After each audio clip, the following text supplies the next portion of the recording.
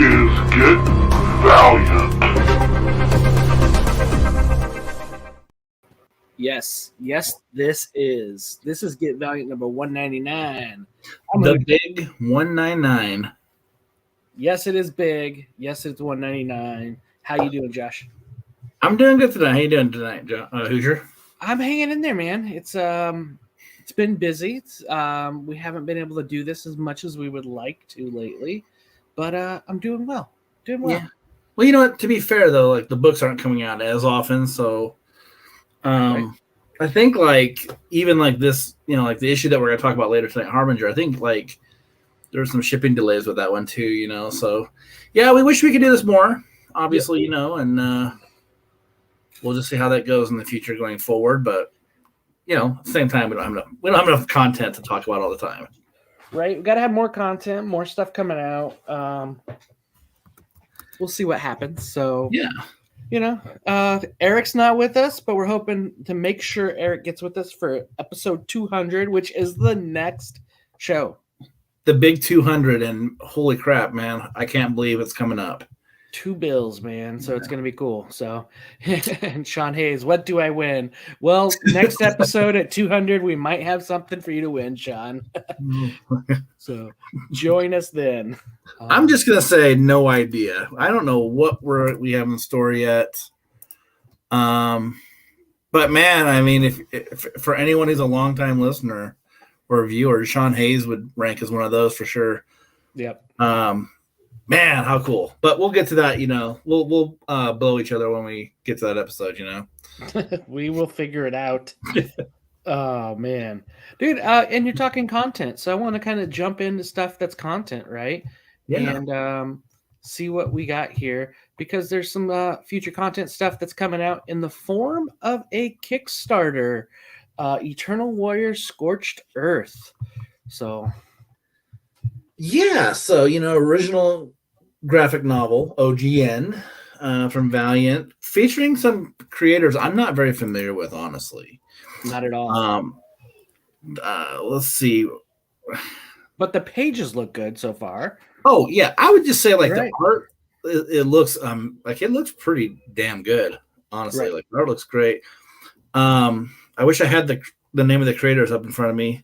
Trace Dean, Alberto Teresito, Rain Barreto, and Tom Napolitano. I'm not familiar with any of them, and that's okay, because you know what? When Valiant came back in 2012, I wasn't really familiar with a lot of those guys either, and they did some really good work, Mm-hmm. So I'm not gonna get too crazy about like, oh, I don't know who any of these guys are, like what's going on with Valiant. Like I kind of feel like that's kind of part of their game a little bit, if going back, it's just like, you know what, people you don't know, but if they can tell a story that gets me interested in the character, if I'm going to be happy supporting this Kickstarter, I'm not going to care how well known they are, like we were just talking, like there's preview pages on the Kickstarter page, so you can get a look at what they look like, and the color work looks really, really good. Yeah, and the line work looks fine, and it is interesting. These guys are a little lesser known than what I, with some of them, like at least Dysart, when, Harbinger, he had Unknown Soldier, right, which I thought was a pretty good book. And then when Kit came, he at least had Mind Management. Lemire had Essex County, so there are some, but, I'm just hoping for a good story, all right? A lot of these Kickstarters could be a lot unknown people that have great stories. It is a self-contained story, which is kind of cool. I think that is something I'll be looking forward to, is just having like a in and out, I know it's only like 100-page graphic novel, which is the equivalent to about 3 issues of a book. 3, 4, maybe 4, depending on if there's extra fluff pages on the front or the back type of thing. So that's where we'll see what happens with it. But I'm interested to see it. It's a different approach, which I guess I'm okay with an attempt of a different approach. Yeah, I mean, like, I know, like whenever any publisher does a Kickstarter, people are just like, why? Like, why is a proven publisher doing these kind of things? But the thing is, like, outside of Marvel and DC, I mean, you see a lot of the publishers doing these things right now, and I just think like I don't care when Boom does it, and Boom did one with Keanu Reeves. Mm-hmm. I mean, tell me Keanu Reeves don't have money, I or mean, like that's at least a creator you've heard of. Whether yeah, you heard but I of mean, a like they comic did book. like the one with like the Power Rangers hardcovers, and that thing raised a ton of money. And I've seen that. I think Vault's done them. I think Source Point Press has done them. Mm-hmm. Dark Horse does them for their games. Like Dark Horse, they're a pretty big deal. I've seen Yeah. some of the Image founders do them. Like Mark Magnetic Silvestri just did one Press for the keeps doing it. yeah. So, but that's like internationals, and then what was it? Tim Seeley did a republishing of Hack/Slash. and then what's the guy who did Quantum and Woody, Ryan Brown. Yep. They did God Hates Curse Astronauts. Words and God Hates Astronauts, all ones that I back to. Yeah. So I think it's cool. Yeah. I don't get too worked up on it. Like if Marvel and DC did it, I just think like, come on, why would you guys do it? But here's the kicker. Their bonus, their stretch goal awards were actually unique and original. True. And so far, all we have is a digital volume 120, whatever it was, 2013 Eternal Warrior. I rarely ever get annoyed with like stretch goals, because to me it's always like, oh, you know what, you've raised this much money, you're giving us something cool. I can only think of like 2 times that I've been annoyed. One was with Cosmic Detective, which was last year, Matt Kent, and I think Lemire, and I want to say like the first stretch goal was like Matt Kent gets a haircut. And I wanted to be like, get fucked, okay? Like, you're taking our crowdfunding money to do something stupid. Like, it's stupid. I don't give a fuck who you are. I don't care. Go tell them I said it. I don't give a shit. So, like, it's just dumb. Don't do dumb things, So, like, on this one, and I say this as a person who's been back in Valiant since 2012. When they came back, I've been a fan for a long time. You do a humble bundle. I've supported it. I've done the groupies bundles. I've bought books on all these various comicology sales. Getting something that's not really unique to this that I've probably already bought from you is a huge bummer. Right. And that's just my opinion. Look, I like to be honest. I have it with you. So yeah. It's not a rare one. I mean, but to Kent and Lemire's defense, that was just the first stretch goal. And after that, and this is one thing that I have an issue with this, is then the next stretch goal, they actually raised the size to make it oversized. That's right. Which was really cool, right? So there was something you got, like, okay, we got more than we can upgrade the quality. So the quality of this one is about, an inch shorter and half an inch thinner as far as the graphic novels or the deluxe edition. The deluxe editions I have in the background here. So they're not going to match what's on the shelf there, which kind of sucks. I at least the height I want the same, because I want to make them look good on the shelf. That's, it's kind of nice when you have all Valiant. You know what? And the thing is, you're not alone on that, because collector OCD is so huge, man. Like when you look at your bookshelf, and I mean, even mine are really disorganized, but I got hundreds of books, and I look at some of the things like my Invincible hardcovers. They look pretty nice together. One of them has like a different color of Invincible. Pink Invincible. Yep. I know exactly what you're talking about. Drives me crazy. Yep. But I can look past it because almost everything else is the same. But when you get like a bunch of DC books, like if you buy like the Green Lantern omnibuses, they all have different DC logos. Mm-hmm. Or like some books have like a Vertigo label, and then they also have a black label. What was it? There's an Amazing Spider-Man that has 3 big Amazing Spider-Man logos, and then volume 4 is like tiny. It's like, that's an unknown one. I see memes of it all the time. And guess what? Yeah. Collectors hate that shit. Anyone listening? People hate that stuff. No, there's no fan out there who's like, I love that my books don't match. Nobody thinks like that. I think somebody actually went out and created a Invincible Volume 8 dust jacket to make it match. I believe there is somewhere where you can buy somebody else's like pre-made dust jacket to keep it uniform. And I want to say even now Marvel came back and was like, here, we're sending out like replacement dust jackets for people who really like have to have it. So look, I mean, that's the complaints, man. I mean, and look, man, it's even if you look at the Kickstarter, it's like $35 for like the standard cover, and then the next thing is like $30 more for like the variant cover with the gold logo. Because we all like the gold logos. And from what I'm gathering, that's the only thing that's truly going to be Kickstarter exclusive, is that gold one from my understanding is the other ones may be produced for the stores down the way. I hope to, I know every once in a while Valiant may listen to this, and I'd love to be corrected on that to get a little bit of clarity. Will these be unique Kickstarter ones, even the non-gold variant ones? Or are these books going to be sold in stores just the way we're buying them on Kickstarter, unless you get that gold variant? Yeah, because it's like, I could just save my money. But I'm not going to. You know what? There was one thing I did like about this was there was a lot of stuff I could add on to my contribution. So like I was like, I want the pin, I want the patch. Yep. I might go back later and do the book plate with the signatures. Yeah. But it's just like, I don't know. This is the 49th Kickstarter I've backed. And so like I've done a lot of these. And as far as like stretch goals and things like that, it's kind of lacking. I'm just gonna say for a big publisher.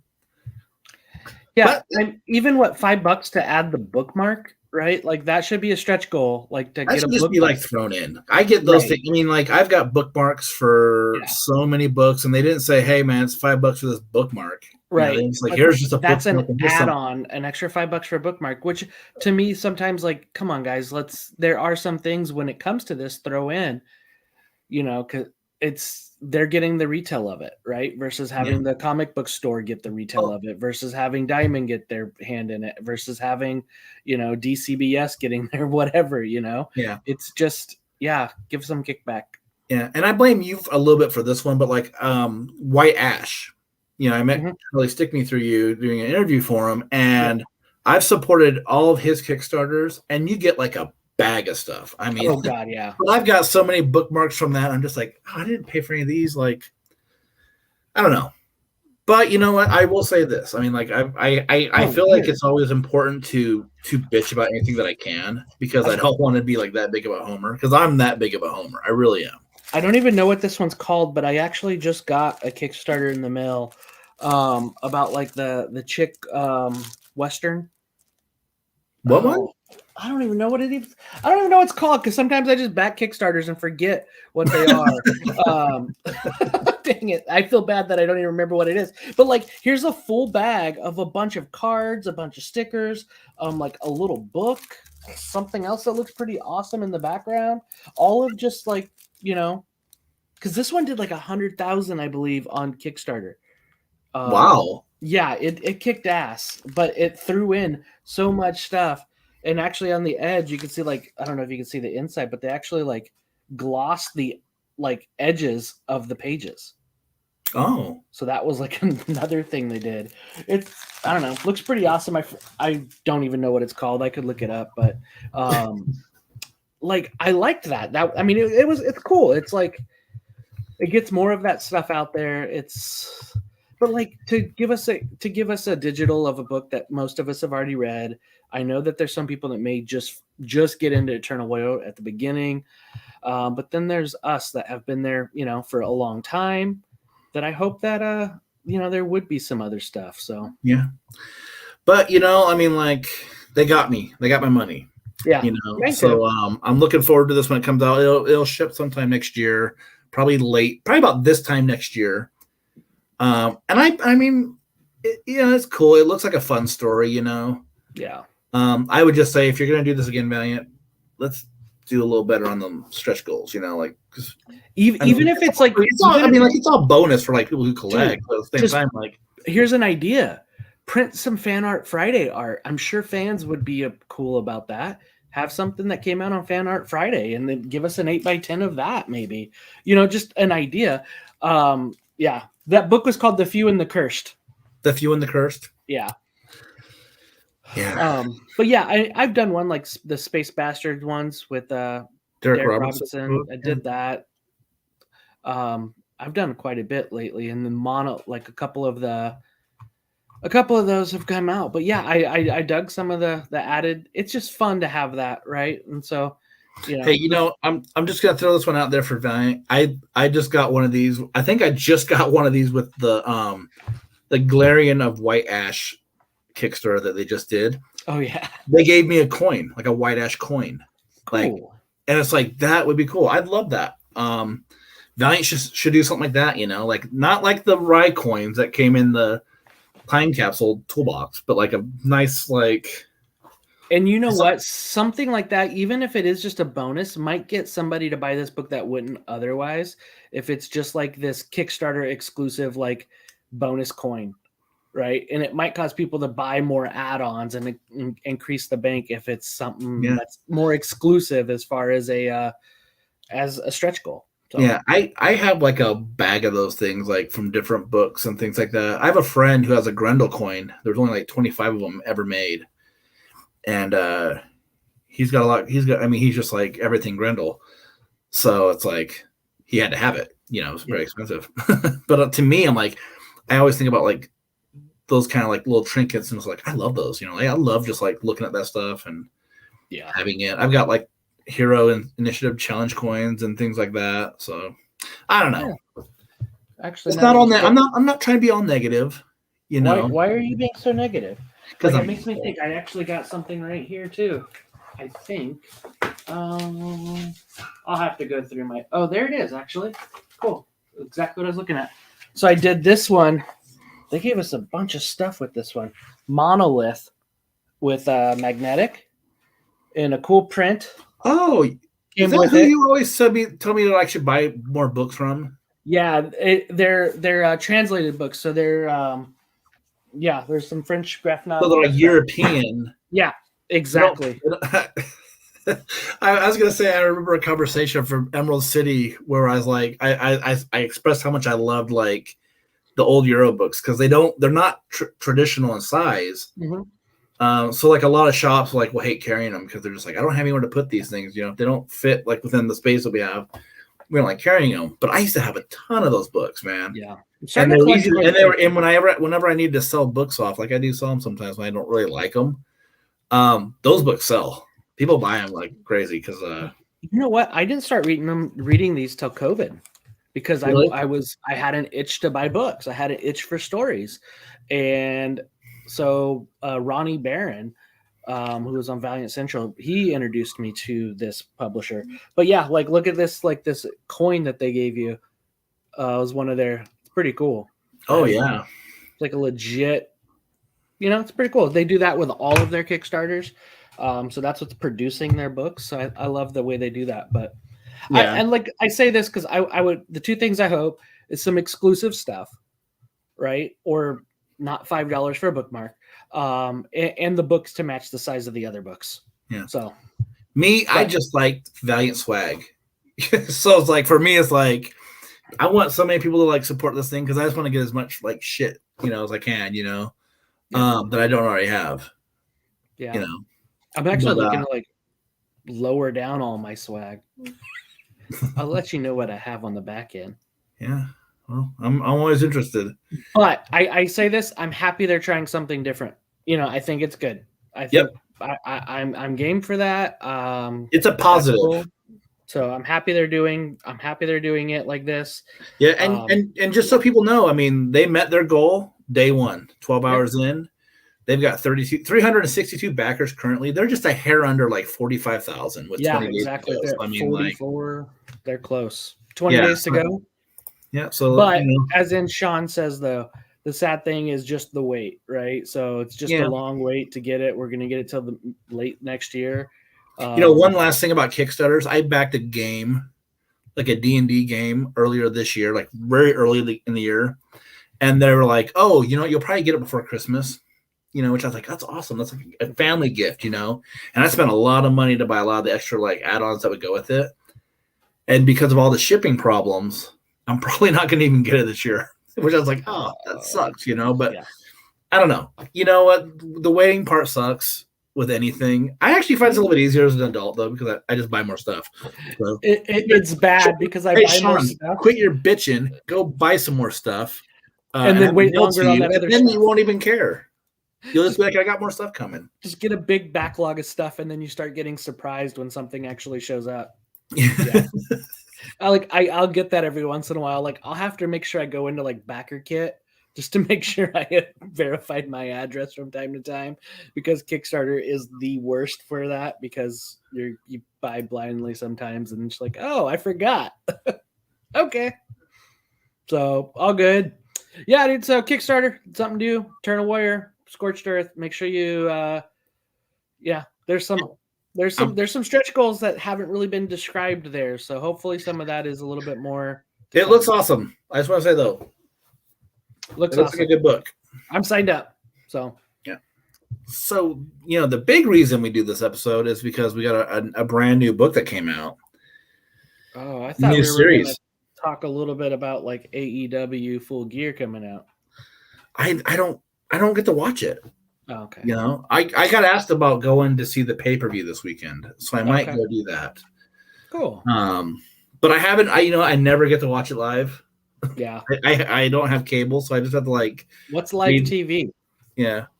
Don't even know what that is besides football. So yeah. Yep. Well, you said it.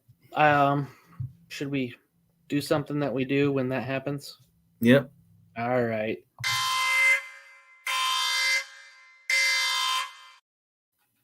It's spoiler. It's a spoiler, and Josh has something to show. So, Harbinger 1. Harbinger 1 is out. Look at that pretty pre-order cover you got there.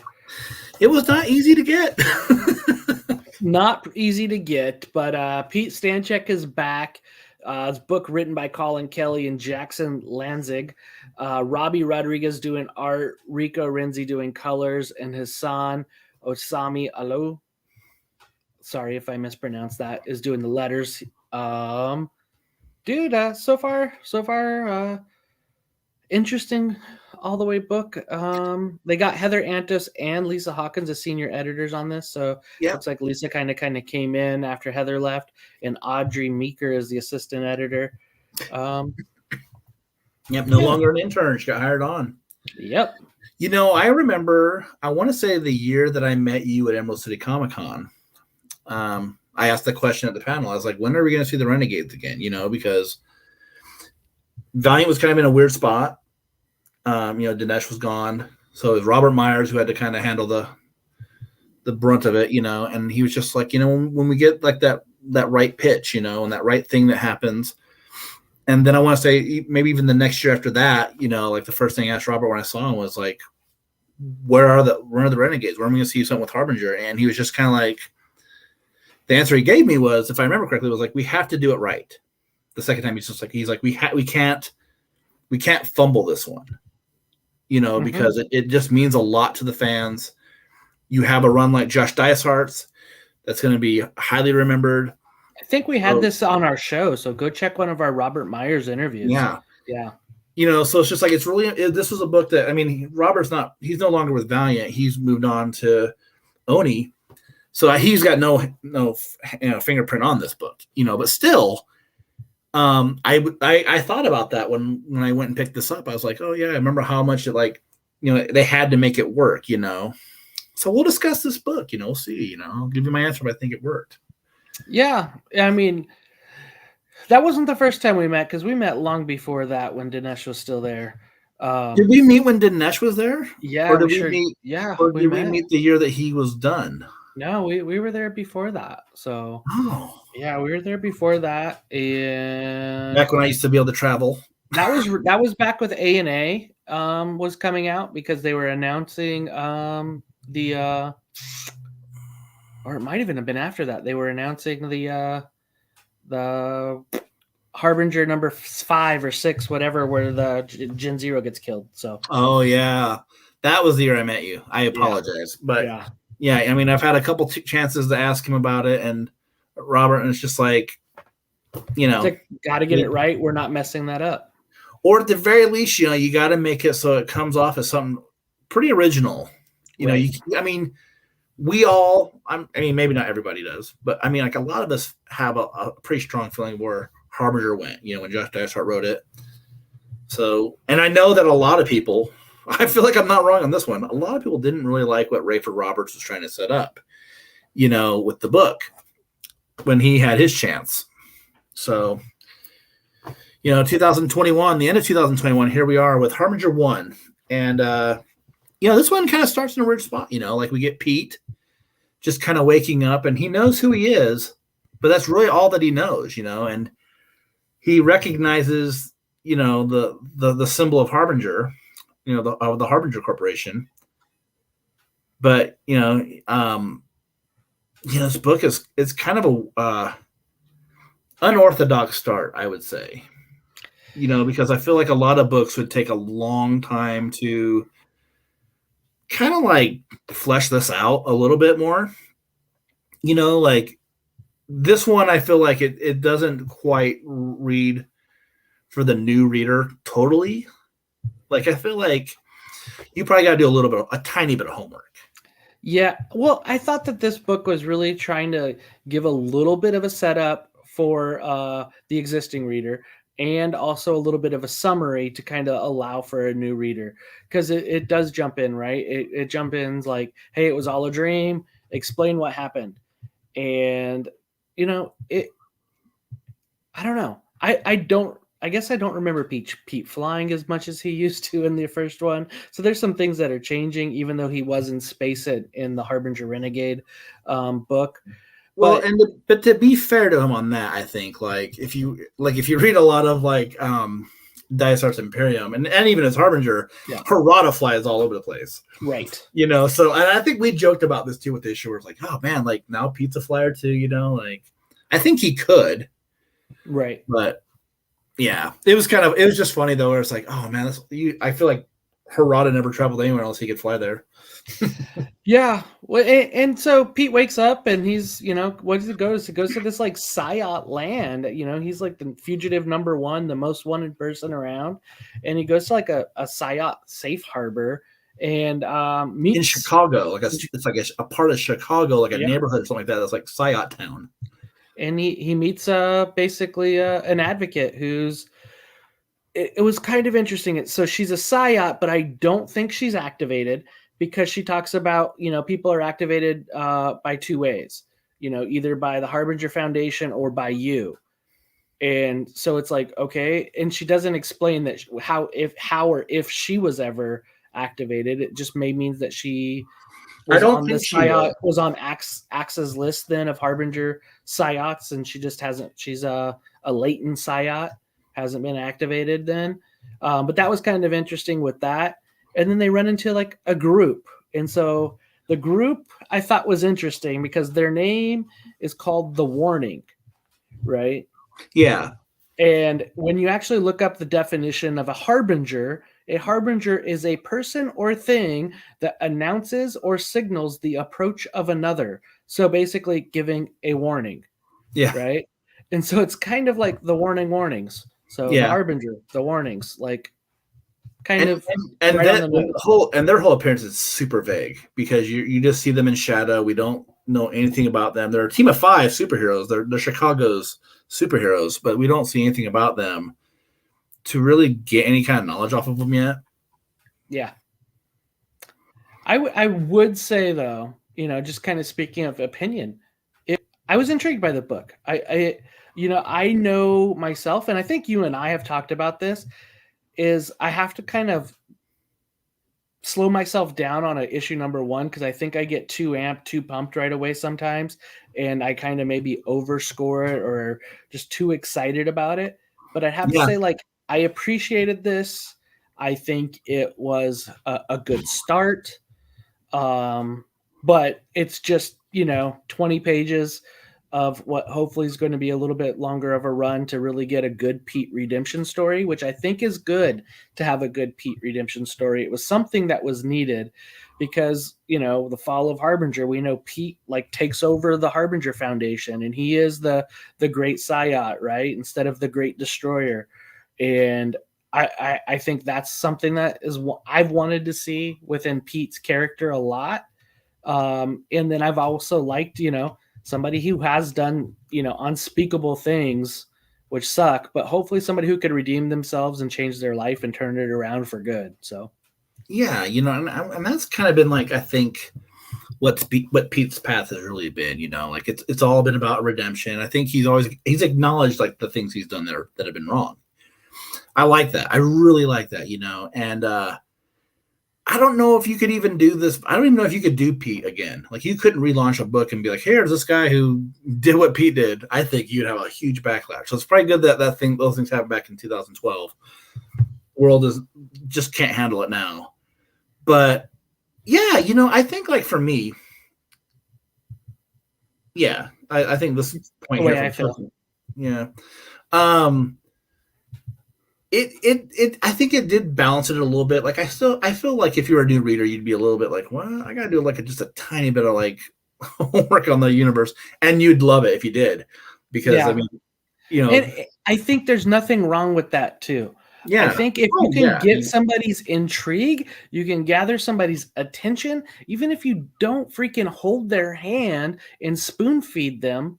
I don't think there's anything wrong with that. Like, give them some ability of intelligence and to go back and learn that, right? Well, I mean, like, when we were kids, and I'm sure I'm not like super older than you, but like, I'm sure like even when you were like young and got into comics, you couldn't just pick something up and be like, okay, I know everything that happened before this issue. I've never read this book before, and I mean, like, when I was a kid, if you picked up anything, it was just like, you just got thrown right in. There was no summary page. You could maybe pick up something from like the letter column at the back of the book. Right. So it took a long time, it'd take like 5 or 6 issues sometimes just to kind of understand like where the things were going in the book or in the title, And even though it seems like everybody redoes or retells Bruce Wayne's, the dark alley just outside the Monarch Theater, they don't always do that, right? Like, it doesn't always happen to talk about the death of, Bruce Wayne's family outside the Monarch Theater. Even though it seems like it sometimes, it's still not. And so, you do pick it up and you learn it. Yeah, so like, as far as the writing goes on this, I was happy about it too. Like, I think sometimes I expect every number one to just knock my socks off. And Harbinger Renegades, like, I think that number one back then was a great number one. Mm-hmm. I was really impressed with it. It just went downhill though from there. But got pumped up with Fuego and activating people and having their heads blow up. It's like it was like in space, like meditating, and they tried moving that too fast. That should have been its own arc in its own. Yeah. So, like, to me, with this one, I was a little bit more guarded with it, and I've read the issue probably like 3 or 4 times, and honestly, I like it. I like it quite a bit. It's not perfect, and I probably wouldn't. I mean, I wouldn't score it as high as I would have done Renegades 1, actually. Right. But there's a lot that I like about this. And one of the main things I really like about this is that they can build off of what happened prior. It doesn't have to be exactly Dice Heart's voice doing the story. And it also felt like they gave the people who are writing this book some creative freedom to kind of push the story where they want to go with it, Mm-hmm. Because look, man, like, Dice Heart's run happened. But if you're either going to be a fan of him, or you can be a fan of the characters, or you can be both, And to me, it's like, I like what he did, but I like these characters. I want to see these characters do things that I like. I want to enjoy the stories that come forward. And if you're just like hung up on like, like, oh, I can never like these characters again because it's not Dice Heart, I just feel like you're just letting yourself down. Like, this was a good first issue. Not perfect, but there was a quote in the very, very back where they interviewed Jackson Lansing and Colin Kelly, where they referred to Pete as like a punk rock Akira. Yeah. And I really like what that sounds like. Like, to me, like, yeah, that's something cool, like, I would go with that. And then even like, I was kind of reminded of that because like, it does kind of have like a little bit of a punk vibe to it. Mm-hmm. The book's very stylish, I think, on the art. We'll get to that in a second. But like, when Pete sets Cece's arm near the end of the issue, like, he just snaps it back into place. That was like, it kind of just did remind me of like something where like, it's just like this omnipotent character being like, you can't do that, and he does it, Mm-hmm. And so if this is gonna be like the punk rock Akira, I'm all for it. Yeah, I really like this approach where it's coming from. It's allowing for new characters to be welcomed into it. where we get to see some little imagery of the other Psiots, of the other renegades. But ultimately, like I think it's a good place, and it's a good place to allow Pete to breathe and be Pete. I think that's kind of, I'm fine with it just being the Harbinger, right? Just being a Pete book. I think that's a good place to be. I appreciate that. We don't see him in a costume at all. But Right. reading the story, like, I mean, like, if he's going to end up in like this costume from that we keep seeing like the images of, it makes sense because he's like the most wanted person. He's got to have some kind of like, I guess, private persona.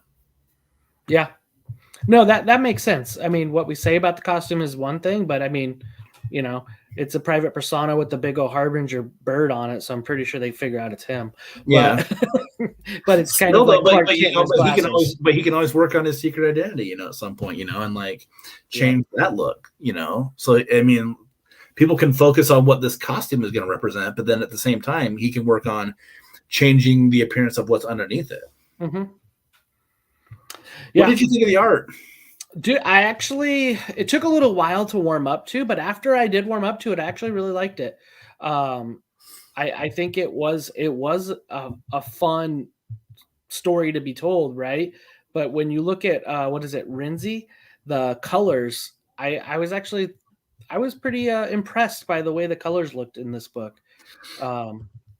Yeah, ultimately, I thought the art was fun. It was entertaining. It was punk rock, with some bright colors, right?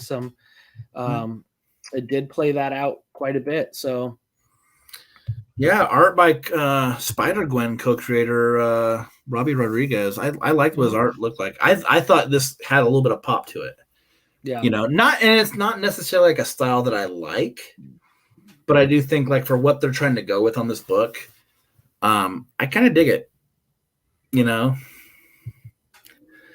Yeah. Well, I mean, I could it be better? I mean, yeah, there's things that could be better about it, you know? I mean, everything could be better, right? But I think though, like with what they're going with on this first issue, it'd be cool to know where the other renegades are. But I mean, this is issue 1. Mm-hmm.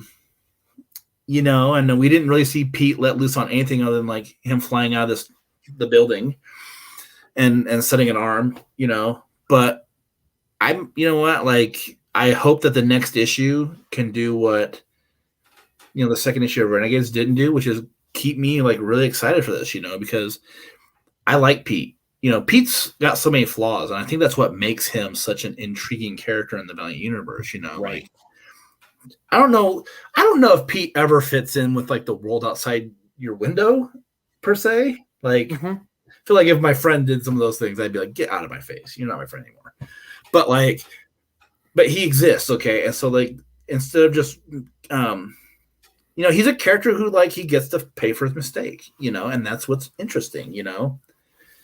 And, I just hope that the next issue builds upon this in the proper way. Don't let me down. Pete's got so much ability. He's got so much firepower.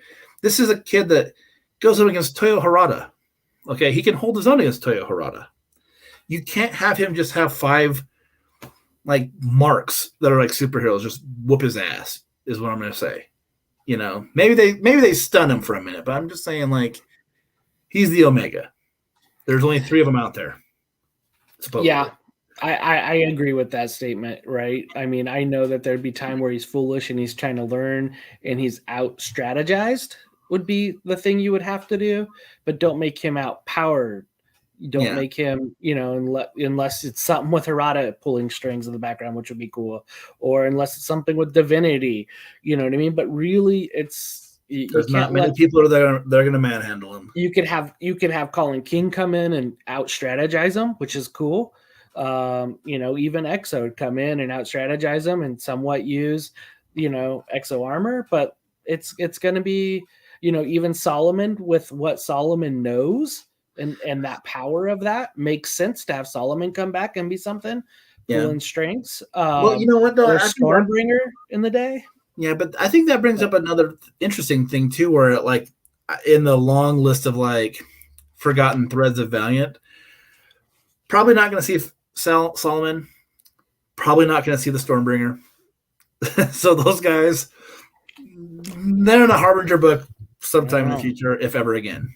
Rafer said he still has a Stormbringer story, so I would love to see it. Yeah. But Yeah. it's like, you know, like, but, and I mean, and the thing is, like, I've always heard like a little bit of like some rumblings of like some like editorial interference with a lot of the, like the stuff that he did on Harbinger. Yeah. Who knows? Because I do feel like his A&A is great. Like his A&A is very fun. Much like how I feel like Colin Kelly and Jackson Lansing successfully follow what Dysart did. I feel like Rafer did the same thing with Van Lente's A&A. Right. Well, but you got to think, Made its Rafer own already was on thing, Harbinger but made it before. like feel like it was the same thing. Yeah. So and I do hope it's this, you know, be better all the way around. I actually tried making out who all these people were that were yelling at him. Clearly, Torque on the left. One of them's got to be Faith. And I couldn't make out the others really. Like that was part of the art that was kind of, you know, disappointing when you're clearly trying to make out characters of the Renegades and you can't necessarily point which one's which besides Torque. Yeah, Torque has a hat. Everybody else has like similar hairstyles. I mean, the one with the glasses could maybe be Chris, but or I think in the one that was right by above his hand could be Chris too. The one by his red fist is, I think, Faith. But yeah, it's kind of like that. I think that part was a little disappointing to be able to not be able to clearly decipher who some of the main characters are.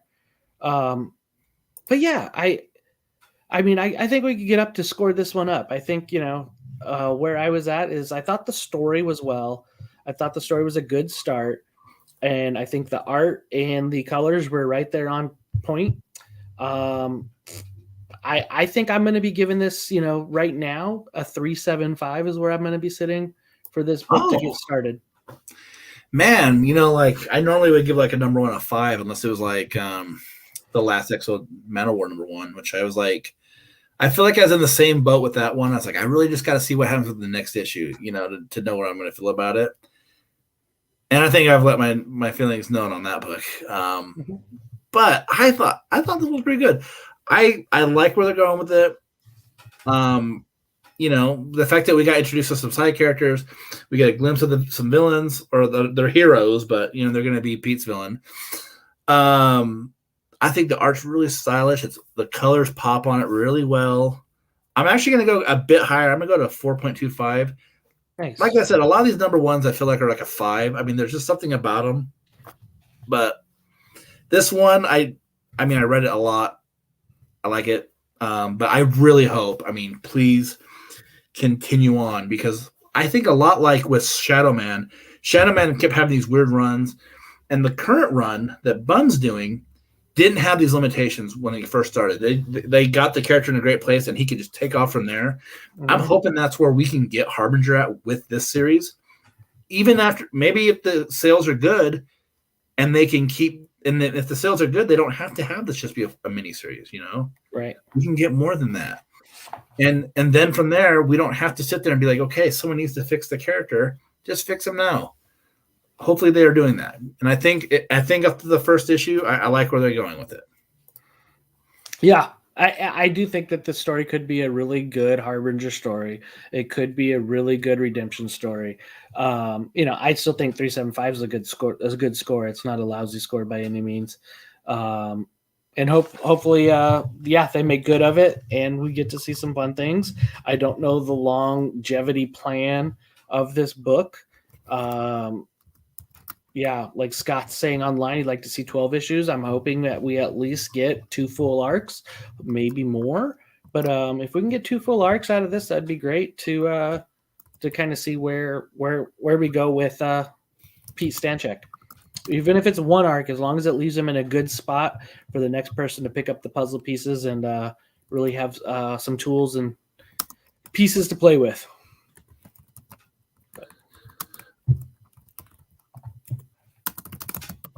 Sorry, I was typing something. But yeah, I mean, like, I you know, the nice thing is, I do feel like, with the exception of Exo, things are really starting to go. Like, I think the quality is getting back, you know, of the story. So We just gotta get more books. I think like Yeah. Valiant knows what they're doing right now. I think things are they're going up.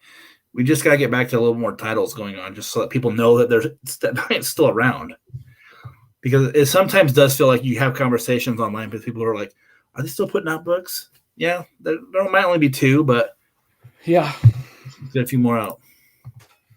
Yeah, there's a lot to come back to and kind of get back in, and it's still a good place to start. Hopefully, with the images we had a couple weeks ago where we were looking at the Valiant 2022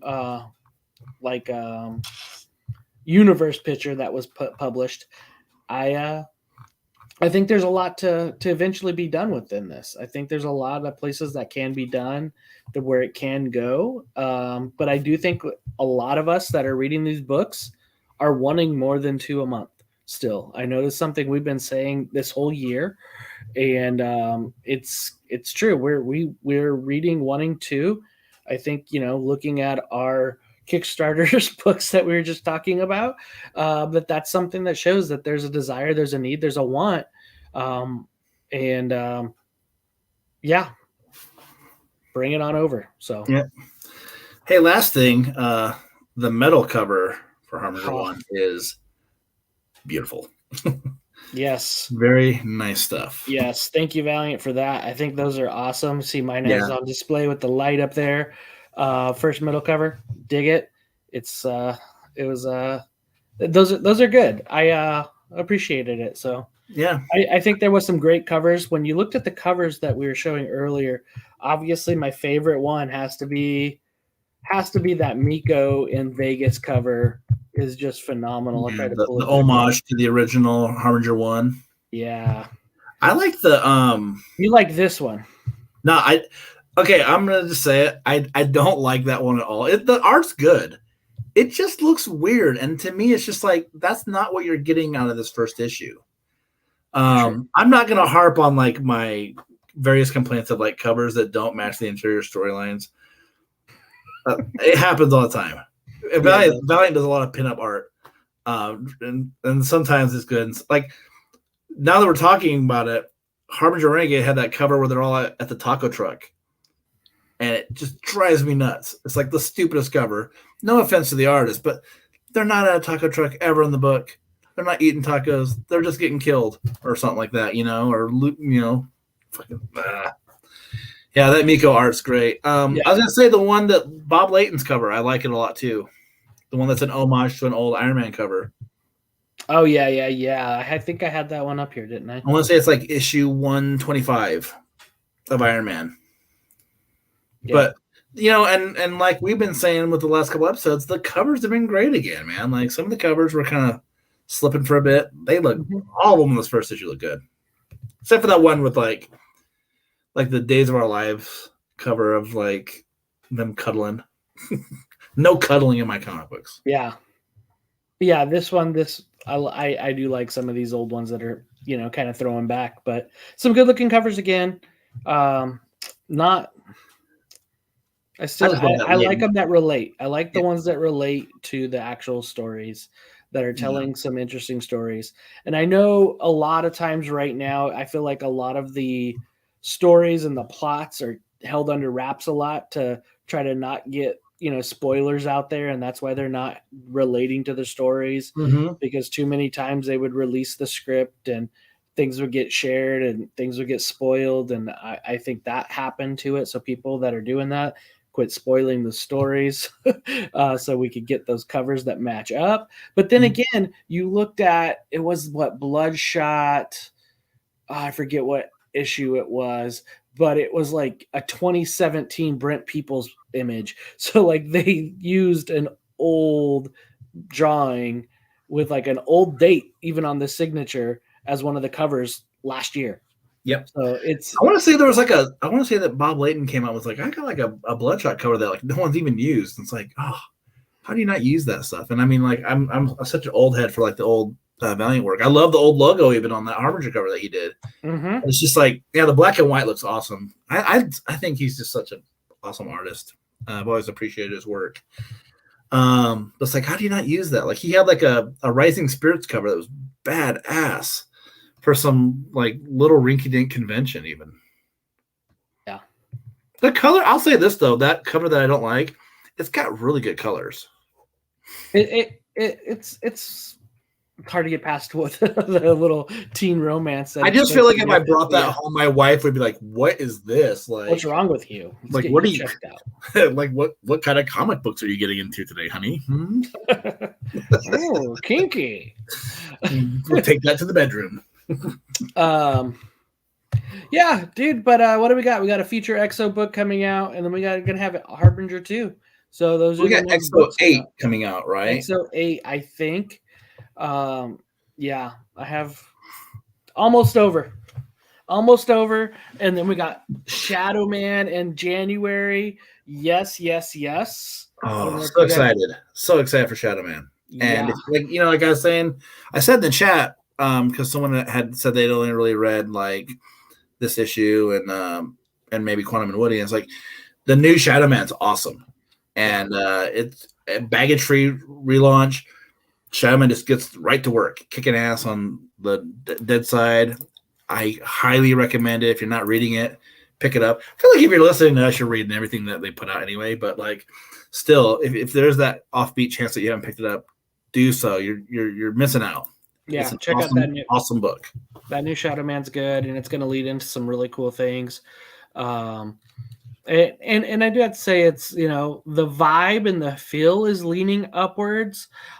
Just hopefully, like Harbingers follows up with some good stuff coming soon, and then they can keep that direction moving forward. Get read and restart some of the books that have came and gone in the last year or so, and kind of to a degree move forward. We've talked about we'd love to see Abnett back on some Rye, because thought Rye was an absolute great book, and the hardcover's coming soon for that. I think it's on pre-order right now. Yeah. So that one includes the Fallen World too. So that's actually a pretty decent run when you add the 4-issue Fallen World. I believe it was like an 8-ish, 10-issue Rye. So it ends up it's 5 issues of Fallen World, 10 issues of Rye, and Rafer's History of the Valiant Universe one shot. So which, if you just read Valiant, is like the most worthless book. And I hate to bash on Rafer; he's a great guy. But I remember reading that book and just being like, I read all these books. Yeah. I have all of them.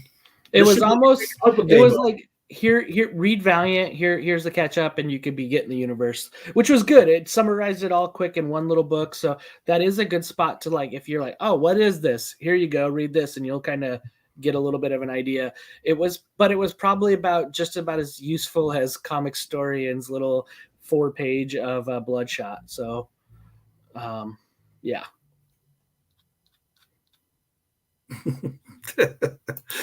The chat's funny tonight. That's all I want to say. Some funny things in the chat. But hey, big thanks to everybody for showing up. Big thanks to Sean, Scott Bloom, Rashawn, Token. I don't think I missed anyone else, but everybody, thank you. Because it just does make it a lot more fun for us. We do feed off of what you guys write a little bit, so it's like it's good to see it. Yep. Yeah.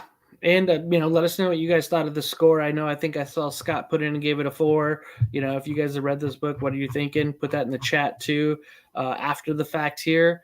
And, tune in for episode 200 coming up next. Are we going to talk books? We don't know. We don't really know what we're going to do yet. But yeah, the next episode is the big one. The big 200. The big 200. Now I feel like it's okay if you say big, because it's like 200. Yeah. Like, now it's like everything. I won't even say it. I'll just be like, it's just 200. Who gives a shit? I don't know anything about giveaways or anything like that yet. We'll see what we can dig up, Yeah, we'll take whatever you guys want to give us, though. Yeah. We'd appreciate it. All the thanks. So yeah, I'll tell you, like the metal covers, like I was blown away by it, because we don't ask for anything, and the fact that they sent those to us, I was like, holy shit, are you kidding? Yeah, that's cool. huge thanks to that. I was surprised. And then that But- cool little standee right behind you, man. So Oh yeah, like except mine, I've got stuff behind it to keep it up because it will not stay up. That's okay. It's not a big deal. But it's give it fun. a little blue pill. It's It'll a bit stay up. funny. What? It's like give it a little blue pill. It'll stay up all night long. A little blue chew. Have a little blue pill. It'll stay up. It'll Don't stay up for worry. like 4 hours. Yeah. Call the doctor if it's any longer. Yeah. But I'm just saying, like, we do these shows for fun. We're all just such fans. If Eric was here, God damn it, Eric, he would echo that sentiment. Like we do this because it's fun. So even if we got nothing, it'd be okay because we like it. But it's nice to be appreciated. So. Yep. And speaking of appreciation, I appreciate you. Appreciate everybody else that got on today. Yeah, I appreciate you too. I appreciate everything that Hoosier does. Like he really did polish this show up a lot. Polish the turd. Yeah, and we appreciate everybody who takes the time to listen to us and watch us. So like I said, we'll see what we can do as far as some giveaways go, because I like to mail stuff off. So love it. I've got boxes of stuff to get rid of though, like single issues. It's gonna happen. So yeah. Just do it. All right. Well, until next time, follow us on Facebook. Make sure you're on here. Hit the bell so you can get our live. Subscribe wherever the thing is. Yep. Subscribe ish somewhere down there. Yep. Watch old videos. Do cool stuff. You guys are cool. Yep. All right. Everybody, have a great night. Stay valiant.